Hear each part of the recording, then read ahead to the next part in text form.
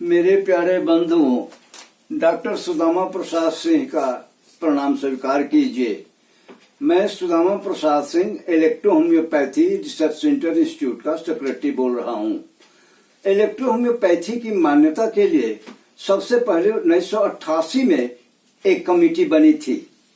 उस कमेटी के एक मेंबर फार्माकोपिया के एम्स के फार्माकोपिया के head of the department mister Bhide से मैंने मिला था। उन्होंने कहा कि डॉक्टर सिंह, आप जो इलेक्ट्रोपैथी के विषय बता रहे हैं दूसरे को इससे भिन्न बताते हैं।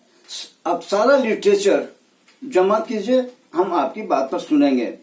फिर 2005 में भारत सरकार एक अल्टरनेटिव मेडिकल साइंस की मान्यता के लिए बिल लाने वाली थी।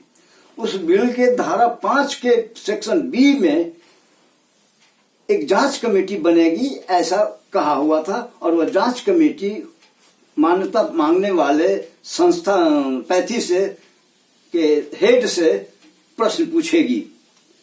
प्रश्न उसमें थे और हमने उसके आधार पर प्रश्न का उत्तर तैयार किया है।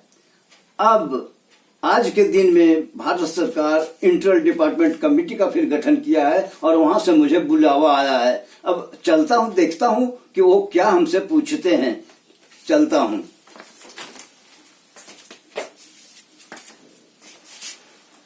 आप आईडीसी की अदालत में हैं। आप आईडीसी की अदालत में खड़े हैं। आप इलेक्ट्रो होम्योपैथी के मान्यता मांग रहे हैं। पैथी के स्थापना का इतिहास क्या है? माननीय चेयरमैन साहब डॉक्टर सुदामा प्रसाद सिंह का नमस्कार स्वीकार कीजिए। मैं electro homeopathy research centre institute का सचिव बोल रहा हूं। आपने पूछा है कि इलेक्ट्रो होम्योपैथी की स्थापना का इतिहास क्या है। इलेक्ट्रो होम्योपैथी की स्थापना का इतिहास बहुत संक्षिप्त है, लेकिन स्थापना के पहले करीब 15 साल पहले डॉक्टर काउंट जर्मेटी ने प्रयास रिसर्च करना शुरू किया, और जब रिसर्च तैयार हुआ तो रिसर्च के बाद ट्यूरिन निवासी मोनिसोर बेलेटी की एक किताब पढ़ने का उनको मौका मिला। उस किताब में वर्णन होम्योपैथिक कॉम्प्लेक्स का था, और वो कॉम्प्लेक्स होम्योपैथी के अंगों पर आधारित दवाइयों का चुनाव किया हुआ था। उसका इतावली भाषा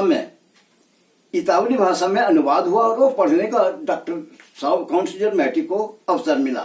काउंट जर्मेटी बहुत बड़े विद्वान थे। फिजियोलॉजिस्ट का उन्होंने अध्ययन किया, पैथोलॉजी का अध्ययन किया, केमिस्ट्री का अध्ययन किया, और अध्ययन के बाद उन्होंने कहा कि ह्यूमन ऑर्गेनाइजेशन इज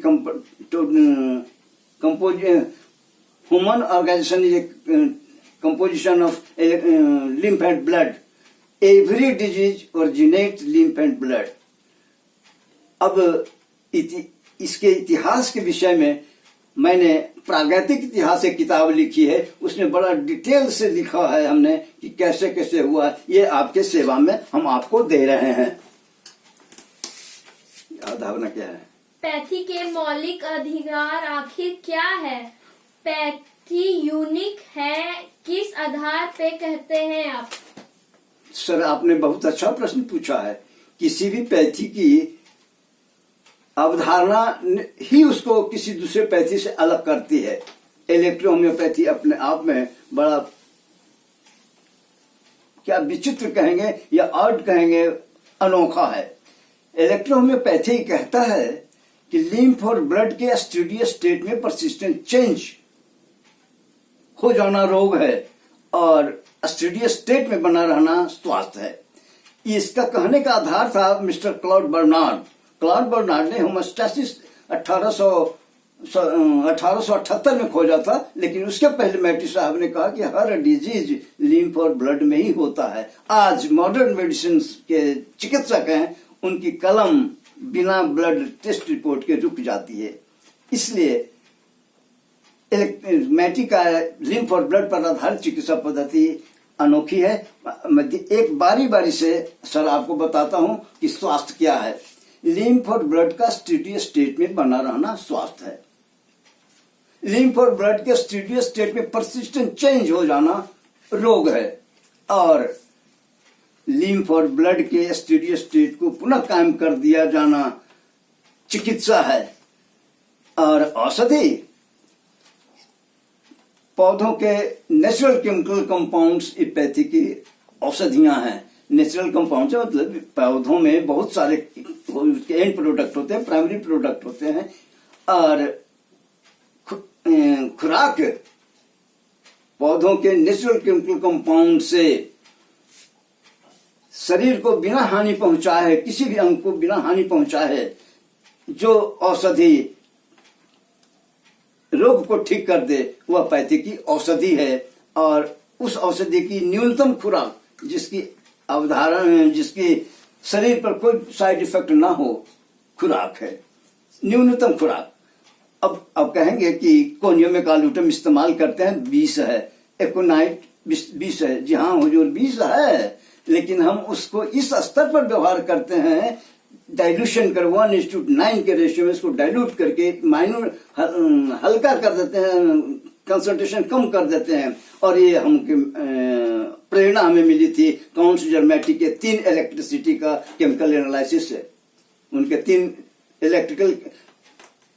इलेक्ट्रिसिटी का केमिकल एनालिसिस लंदन में हुआ था, वेस्टिगन हॉल लेबोरेटरी में। वो अभी मॉडर्न मेडिसिन नामक पत्रिका में छपी है और हमने उसको अपने किताब में स्थान दिया है। और उसमें इलेक्ट्रोहोम्योपैथी में डिस्टिल वाटर के अलावा कुछ नहीं मिला। पीएच वैल्यू भी उसका 7 था, जो नॉर्मल पानी का होता है। और लेकिन 100 भाग में 0.01% कुछ सब्सटेंसेस थे जिसको आज तक एनालिसिस किया जाना संभव नहीं है। असल मैं कहता हूं, क्या एंजाइम का पौधों में या आदमी के शरीर में जितने एंजाइम बनते हैं, क्या उसे एनालिसिस किया जाना संभव है? नहीं। हम इलेक्ट्रोहोम्योपैथी कहती है कि enzymes are active principle of life. हम जो अभी बोल रहे हैं, बात कर रहे हैं, इसमें एक स्टेज पर, एक चरण पर अगर एंजाइम कर बनना बंद हो जाए, हमारा सेल प्रोड्यूस करना बंद कर दे, तो हमारी बोलती बंद हो जाएगी, वोकल कॉर्ड का कार्य स्थगित हो जाएगा। इसलिए इलेक्ट्रोहोम्योपैथी में स्वाद का, डिजीज का, औषधि का, औषधि के खुराक का और औषधि के स्रोत सबसे महत्वपूर्ण सारा औषधि का स्रोत है। इलेक्ट्रोहोम्योपैथी की औषधियां जो तैयार की जाती हैं, सब के सब पौधों के एक्सट्रैक्ट से तैयार किए जाते हैं। कोई इसको डिस्टिलेशन कर देता है, कोई सब्जुकेशन कर देता है। अब भला बताइए, डिस्टिलेशन में सब कोई जानता है कि हीट के प्रति एंजाइम सेंसिटिव होता है। अच्छा, सबसे बड़ी यूनिक बात सर ये है कि इलेक्ट्रोहोम्योपैथी के नाम से ही पता हो जाता है कि इसकी औषधियां क्या है।